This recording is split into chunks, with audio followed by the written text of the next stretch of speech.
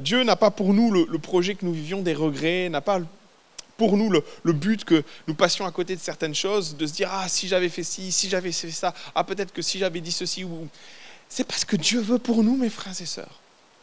Aussi, et je suis enclin à partager un message qui va dans ce sens-là, un court verset qui est pour moi que j'interprète à mon sens comme un processus spirituel dans lequel Dieu veut nous lancer pour que nous ne passions pas à côté de ce que Dieu a pour nos vies. Et je vais vous laisser ce verset qui est très très court, qu'on trouve dans Daniel. Et je me suis amusé à mettre 3 versions différentes, vous allez voir, pour comprendre la pensée dans laquelle je veux vous conduire ce matin. Et Daniel chapitre 11, verset 32, voici ce qui nous est dit. « Mais ceux du peuple qui connaîtront leur Dieu agiront avec fermeté. » C'est déjà une belle version, je la trouve extraordinaire, mais j'ai trouvé 2 autres versions qui se rapprochent un peu plus de là où je veux vous conduire ce matin. « Mais le peuple de ceux qui connaissent leur Dieu, ce peuple-là prendra courage et agira. » Et enfin, j'ai trouvé une dernière version, vous pouvez la trouver dans la Darby. « Mais le peuple qui connaît son Dieu sera fort et agira. » Vous pouvez dire Amen. Mais le peuple qui connaît son Dieu sera fort et il agira. C'est une extraordinaire parole avec 3 verbes qui ont percuté mon cœur, qui ont percuté mon intelligence, qui ont percuté ma vie spirituelle. Parce qu'au travers de ces 3 verbes, j'ai compris le chemin ou le processus par lequel Dieu veut nous faire transiter pour que nous vivions ce que nous sommes appelés à vivre. Ces 3 verbes, vous les voyez, je les ai mis en gras, et j'ai décrit le processus au travers d'une vignette, connaître, être et agir. 3 verbes qui suivent un processus, une certaine logique spirituelle que j'aimerais vous inviter à noter. Et puis, de toute façon, à la fin de la prédication, je vous aurai tellement rabâché le truc que vous les aurez en tête. Amen. Connaître, agir, connaître pour être et agir. Et ces 3 verbes ont une implication, ou en tout cas un caractère particulier, et je voudrais les développer avec vous pour que vous puissiez vivre ce que Dieu vous appelle à vivre. Alors le premier, en effet, c'est connaître. Et connaître m'a interpellé parce que bien souvent, on peut passer à côté d'une compréhension de ce que Dieu veut nous amener à vivre et à comprendre, parce que connaître, c'est différent de croire. C'est vraiment différent. Par moments, on fait l'amalgame, on pense que les deux veulent dire plus ou moins la même chose, mais non, connaître, c'est différent que de croire. Et c'est vrai que croire est une étape fondamentale de notre vie spirituelle. Si nous n'avons pas la foi pour croire, si nous ne croyons pas, comment peut-on plaire à Dieu? C'est ce qu'Hébreu nous dit. Mais au-delà de ça, croire amène, et à mon sens, c'est les premiers pas que nous sommes appelés à faire avec Dieu. Nous venons à Dieu par la foi. Quand à un moment donné, plusieurs histoires des évangiles nous relatent ça, mais Jésus souvent a dit à ceux qui étaient dans la difficulté, crois seulement et tu verras la gloire de Dieu. Croire, c'est simple. Et c'est la base de notre démarche spirituelle. C'est les premiers pas. J'appelle ça, moi, la première marche. Je me trouve sur la première marche de l'estrade, là. C'est la première marche à laquelle nous sommes appelés à faire quand nous venons à la rencontre de Dieu. Nous montons cette première marche qui est la marche de la foi. Simplement croire. Maintenant, j'aimerais ajouter des détails. Et ça, c'est Jacques qui le dit. Il dit tout simplement que les démons croient aussi. Et d'ailleurs, ils tremblent. Oui, moi je vais vous dire une chose. Je crois que Dieu nous appelle à faire mieux que les démons. Alors eux, ils croient, ils tremblent. Nous croyons. Mais je veux croire que Dieu veut nous amener plus loin, mes frères et sœurs. Et d'ailleurs, c'est Jésus qui en parle. Si croire est essentiel, est important, j'aimerais te dire de la part de Dieu, il est notre étape. Et cette étape, c'est ce que Daniel dit, c'est connaître. Jésus va le préciser au travers des évangiles, c'est le texte suivant, lorsqu'il parle des brebis. Il dit, voilà, tout simplement, je suis le bon berger et je connais mes brebis. Mais notez bien, les brebis sont appelées non pas à croire.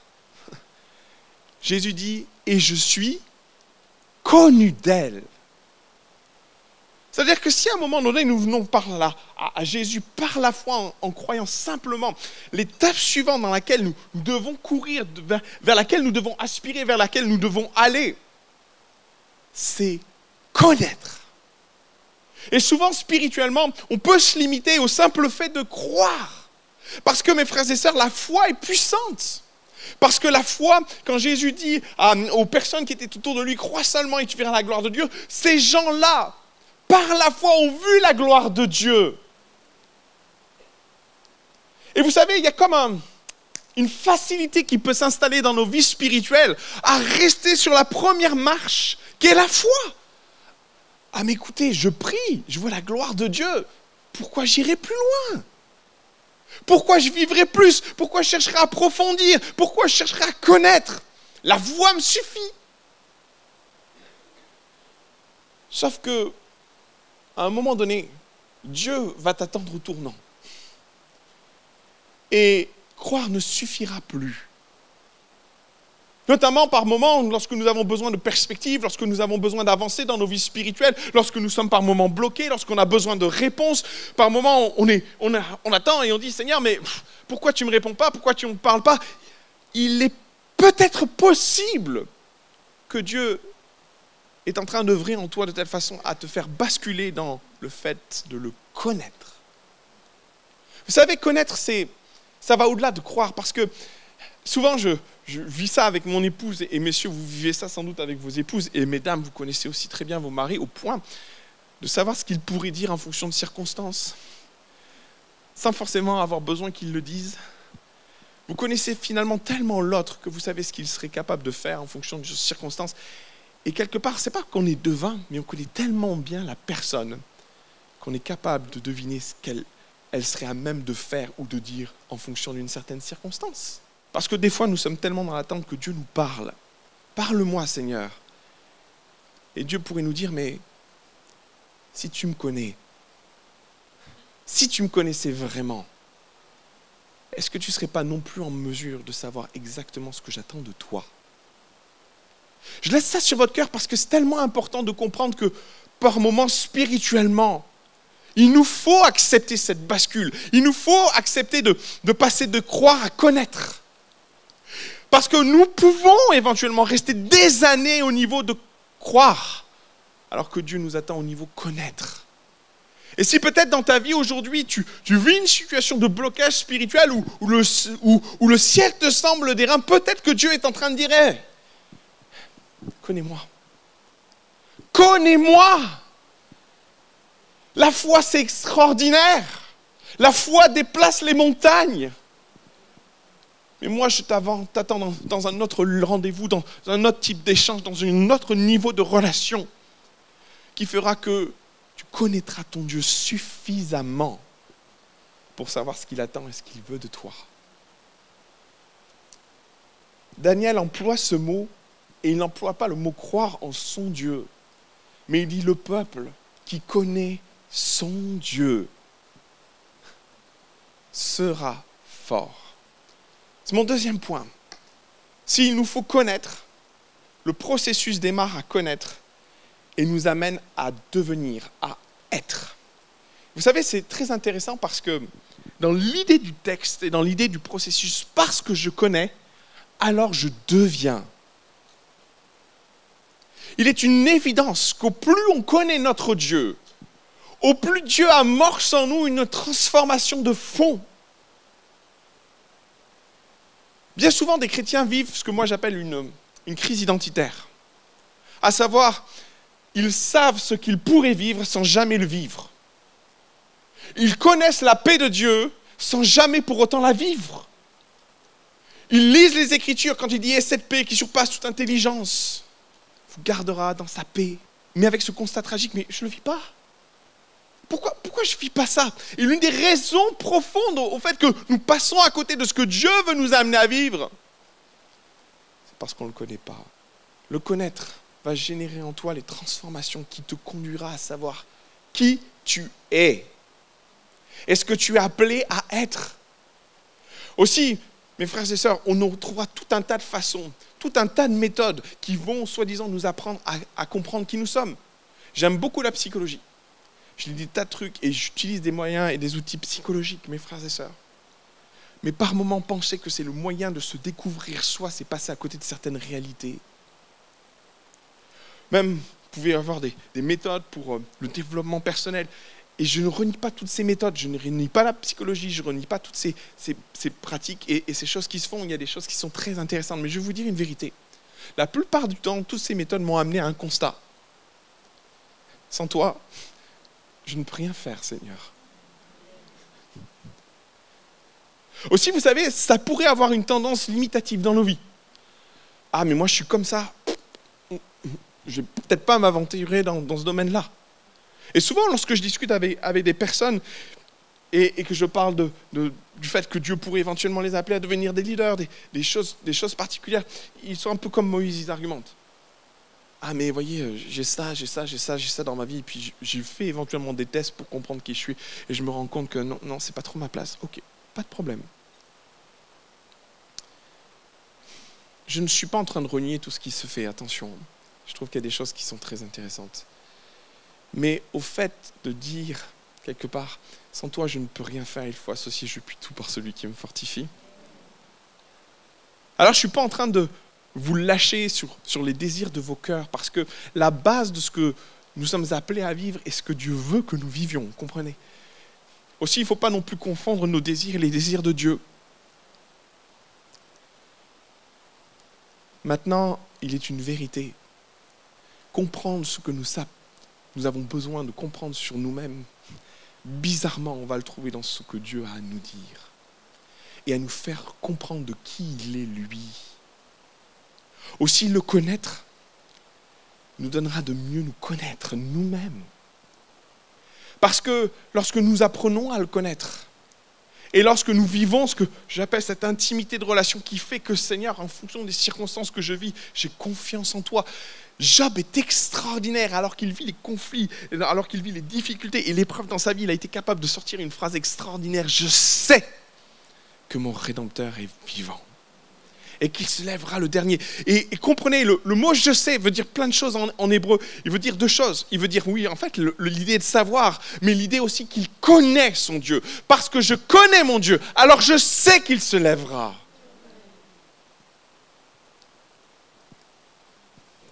Par moments, dans nos vies spirituelles, on a besoin de connaître notre Dieu pour savoir ce que l'on a besoin de connaître sur nous-mêmes. Comprendre qui nous sommes, c'est avant tout comprendre qui est Dieu. Je veux te connaître pour me connaître moi, Seigneur. Et par moments, on peut faire et vivre des raccourcis spirituels parce que ça implique la volonté et une soif, le désir de mieux connaître notre Dieu, de passer plus de temps avec lui. C'est tellement plus pratique de faire un magazine et des tests. Je sais pas, on gagne du temps, hein ? Non, t'en perds. Tu en perds. Parce qu'un test ne dira jamais forcément ce que Dieu attend de toi. Maintenant, il est une vérité, si tu le connais, alors tu te connaîtras. Et le texte poursuit, le texte de Daniel est extraordinaire. Ce peuple qui me connaît, qui connaît son Dieu, sera fort. Et il termine par « et il agira ». Il y a un lien de cause à effet. Tu connais ton Dieu, tu sais qui tu es. Si tu sais qui tu es, alors tu agiras en fonction. Imprégné de qui Dieu est, il va changer tes peurs, il va changer tes craintes, il va mettre sa paix. Moi, je suis convaincu d'une chose, c'est que les chrétiens sont appelés à être des entrepreneurs.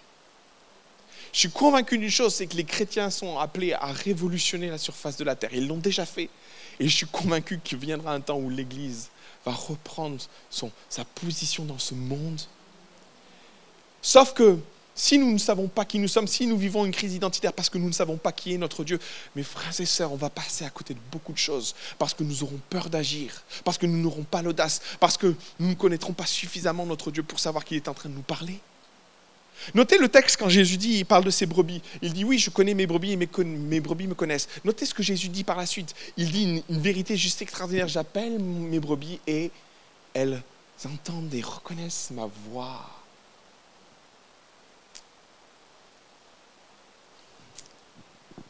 nous passons à côté de bien des choses parce que nous ne nous connaissons pas nous-mêmes et parce que nous ne connaissons pas notre Dieu. Connais ton Dieu et deviens, alors tu agiras. Maintenant, je vais vous laisser un passage juste qui est extraordinaire, c'est Néhémie. Il y a une certitude, c'est que le texte de Daniel qui prononce ces 3 verbes, le peuple qui connaîtra son Dieu sera fort et il agira, est un texte que Néhémie a dû avoir entre les mains. Daniel a écrit ce texte alors qu'il est en captivité à Babylone. Juda est déporté et se retrouve dans une terre hostile, dans une terre où il est confronté, où Daniel a à lutter avec la culture ambiante, avec le péché ambiant. Daniel est décidé et résolu d'être pur. Alors qu'il vit des temps bénis, il écrit des textes extraordinaires, des prophéties extraordinaires, dont ce texte. Avec la vision que Juda, des années plus tard, allait retourner à Jérusalem. Et celui qui va retourner à Jérusalem, c'est Néhémie. Néhémie, alors qu'il est lui-même dans une forme de captivité, il fait partie d'une nouvelle génération qui a été déportée, mais qui est là, mais lui, il reste profondément du peuple d'Israël, va certainement lire ces textes, va certainement lire les textes de Daniel, va s'en imprégner. Mais Daniel va apprendre une chose extraordinaire ou une chose catastrophique, c'est que Jérusalem est au bord du désastre, les murs sont défoncés, les portes sont en train de brûler et la population est en insécurité. Et Néhémie est brisé de ce qu'il entend, brisé du retour qu'il entend. Et alors qu'il est pris dans des pleurs, il décide de prendre un temps de jeûne et de prière, d'intercéder devant la face de Dieu, de demander la grâce de Dieu pour cette situation-là. Et alors qu'il prie, et alors qu'il cherche Dieu, tout en connaissant ou tout en ayant la foi en Dieu, il se trouve que Néhémie va cheminer spirituellement au point de finir par connaître son Dieu. Et il y a ce texte dans Néhémie, dans le premier chapitre, voilà ce que dit Néhémie. Et je dis, ô Éternel, Dieu des cieux, Dieu grand et redoutable, toi qui gardes ton alliance et qui fais miséricorde à ceux qui t'aiment et qui observent tes commandements. Je trouve ça tellement beau dans la bouche de Néhémie. Qui à la suite d'un temps de jeûne, à la suite d'un temps de prière, d'un temps où il va se rapprocher de son Dieu, connaître son Dieu, comprendre qui est son Dieu. Il va se rappeler les textes, lire les textes, comprendre qu'il y a une alliance qui lie Dieu à son peuple. Peut-être a-t-il lu Daniel, qui l'invite à penser qu'il est sur le point de rentrer. Peut-être a-t-il fait les calculs des 70 années de captivité pour se dire que c'est peut-être le moment. Mais la vérité, c'est que dans le cheminement de Néhémie s'est d'abord attaché à se reconnecter à son Dieu, à savoir qui est son Dieu, à savoir qu'est-ce qui engage son Dieu avec lui, pour l'amener à comprendre ce qu'il était appelé à devenir.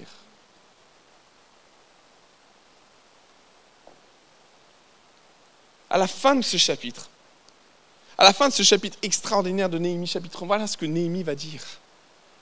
Au verset 11, j'étais alors échanson. Moi, je trouve ça fabuleux qu'il conclue ce chapitre. Comme si à un moment donné, Néhémie est en train de nous dire une vérité. Il est en train de nous dire un élément. J'étais, c'est du passé. Il y a une bascule dans son identité. Il y a une bascule dans ce qu'il est appelé à devenir.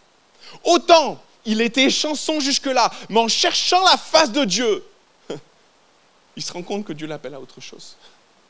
En cherchant la face de Dieu, il comprend que le fait d'être échanson n'était pas ce que Dieu avait décidé qu'il devait être. Alors on peut le percevoir de 2 façons. Peut-être Néhémie est en train de dire à cette époque-là, en effet, j'étais échanson. Mais il est peut-être aussi en train de nous dire, je suis en train de tourner une page, les amis, vous allez voir, ça va basculer. J'étais échanson. À cette époque-là, j'étais échanson. Et comment Dieu va basculer les choses, c'est extraordinaire. Parce que, comprenez, quand Néhémie, c'est le grand écart pour Néhémie. Il passe des chansons, souvent c'est quelque chose qui me perturbe, qui me choque, mais quand Dieu met l'appel sur quelqu'un, il met les dispositions en lui, il le change profondément. Il était et il va devenir. En connaissant Dieu, Dieu le fait cheminer par un processus extraordinaire qui l'amène, lui et chanson. Il versait le vin dans le verre du roi, dans la coupe du roi. Il le goûtait avant. C'était le rôle de les chansons. C'était son boulot. Il risquait sa vie presque tous les jours peut-être. Mais son boulot, c'était de servir le vin du roi. Il était en train de servir le vin du roi. Et toute sa vie, il avait vécu ça. Il était à Babylone. Il était dans un contexte particulier. Et dans ce contexte particulier, alors qu'il était chanson, Dieu travaille son cœur, Dieu transforme son cœur au point de le lancer dans un projet qui est complètement fou, celui de devenir un bâtisseur de murailles, de portes. Et moi, je trouve ça extraordinaire dans la réflexion du cheminement spirituel dans lequel Néhémie va passer, simplement en se tenant dans la face de Dieu. Connais ton Dieu, deviens.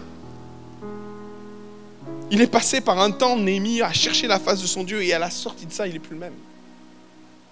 Il est devenu. Lui qui était échanson devient un bâtisseur. Je ne suis même pas sûr qu'il avait des connaissances en mathématiques ou en charge en physique. Je ne suis même pas sûr que ce gars avait tous ces éléments en tête pour pouvoir construire une muraille. Parce qu'on ne parle pas d'une maison là. On parle de plusieurs kilomètres de murailles. On parle de charge, on parle de calcul de masse. Et Dieu lui fait faire le grand écart. Et moi je trouve ça extraordinaire de voir comment Dieu, dans sa présence, nous façonne et nous change. Au point que Néhémie va dire, oui, à l'époque, j'étais chanson. J'étais chanson. Alors que Néhémie termine ça, et c'est juste extraordinaire, il vit un temps avec Dieu, il sent une transformation en lui opérer. Il se trouve devant le roi. Le roi le trouve pas bien. Ah, t'as une sale tête, Néhémie. T'es peut-être amoureux, déception. Là, dans le cœur de Néhémie, il dit pas du tout au roi. Bref, le roi poursuit et il interroge Néhémie. Et Néhémie lui dit, voilà, ma ville est au bord de la catastrophe. La ville où sont enterrés mes ancêtres, les portes sont en feu, les murailles sont détruites, il ne reste plus rien. Et alors que Néhémie partage et ouvre son cœur sur sa peine, le roi va lui dire un truc de dingue. Que demandes-tu ? Je vais vous dire la vérité. Face à une opportunité comme ça, pendant des années, j'ai couru dans ma chambre, j'ai pris 1-2 semaines de prière. Et c'est ce qu'on fait tous. Maintenant, c'est pas ce que Néhémie va faire. Le roi lui dit ça. Il lui dit, qu'est-ce que tu veux ? Qu'est-ce que tu demandes ? Là, Néhémie fait la plus courte prière de l'histoire. Je priais le Dieu des cieux. Peut-être qu'il a levé les yeux au ciel et dit, Seigneur, un mot. Par moments, ça nous arrive de faire des prières hyper courtes comme ça. Mais là, devant cette opportunité, Néhémie ne va pas plus réfléchir. Ne va pas aller s'isoler pendant 2 semaines. Ne va pas dire au roi, écoute, Majesté, je vais prendre 2 jours, 3 jours, une dizaine de jours, puis je reviens te voir. On est dans une instantanéité de réponse. Le roi lui pose une question. Peut-être qu'il a levé les yeux au ciel. Peut-être qu'il a dit dans son fort intérieur, Seigneur, qu'est-ce que je fais ? Mais une chose est certaine, c'est qu'à la question du roi, dans l'instantanéité, Néhémie va répondre. Et je répondis au roi. Mes frères et sœurs, on passe à côté de beaucoup d'opportunités parce qu'on ne connaît pas notre Dieu. Parce qu'on tremble face à des décisions. Parce qu'on n'est pas capable, dans les opportunités qui se présentent à nous, d'entendre la voix de Dieu, de reconnaître sa voix. Le bon berger connaît ses brebis et les brebis reconnaissent la voix du bon berger. Notre manque d'intimité, notre manque de profondeur spirituelle, le fait de ne pas être en mesure de connaître notre Dieu, voit dans nos vies passer des opportunités parce qu'on tremble face à elles, parce qu'on a peur, parce qu'on n'est pas capable de se positionner comme on devrait le faire, parce que des fois l'urgence ne nous permet pas non plus de nous tenir devant Dieu comme on devrait le faire. Alors par moments, vous savez ce qu'on fait spirituellement face aux opportunités, on va prier. Or Néhémie nous montre complètement l'inverse. Prie d'abord. Sois connecté avec ton Dieu car l'opportunité vient. La plupart du temps spirituellement, on fait tout l'inverse. On attend l'opportunité, on se met à prier.